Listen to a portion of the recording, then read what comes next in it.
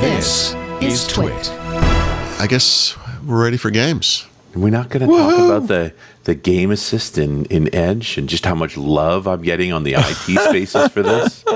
God. I mean, this would be the time we could throw it into because it's kind of game related. It is game related, yeah. Yeah, so what Richard is describing as the type of thing we've seen in this space with Microsoft for a long, long time.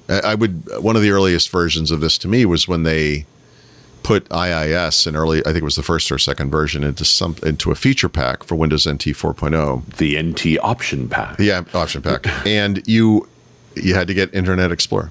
Mm-hmm. Sorry. So you get this bulletproof operating system, and we're going to screw it up bad.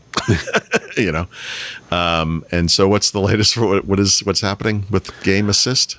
So Game Assist is deployed as part of an Edge update, and it's deployed to anywhere that Edge exists, including like domain controller PCs running Server 2022. But why do you hate gaming so much? Don't do a lot of gaming on my domain controller. But the real issue is that it's not only is it installed automatically with the Edge update, which happens automatically, but it runs automatically. And on many of these lockdown machines, which is what you normally do with a domain controller, it crashes automatically. And then your SIEM software, your security management software, notices that you have a piece of software repeatedly crashing on servers that wasn't there before and flags it as malware, which actually it is. So then you go and say, well, where the hell did this come from? And you uninstall it. And guess what happens next week? Edge updates again and puts it back. Yeah. So they're a little growly. And this has been going on for about 2 months now. That is amazing. It's really a thing. Yay, Internet. Yay. We win again. Yeah, they try. Do they try? I don't know. Yeah. But I mean, ultimately the answer is you can't run Edge on a server anymore until they fix this, right? And that creates a whole other host of problems. Yep. Often those are the machines that they're not only still running Edge, but they're running Edge in IE9 mode. Right? They set the flags to support some internal piece of software that still doesn't work in conventional browser configuration.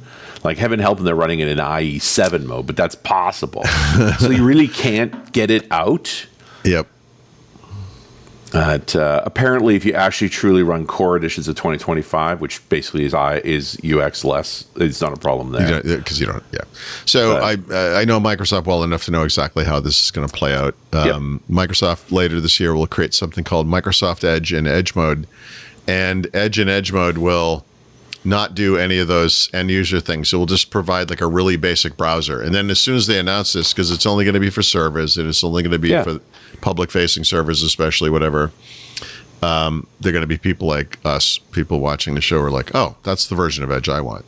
And it's like, but I mean, it's not that hard to detect. Hey, this is a server version of the OS. I should just not install this piece on Edge.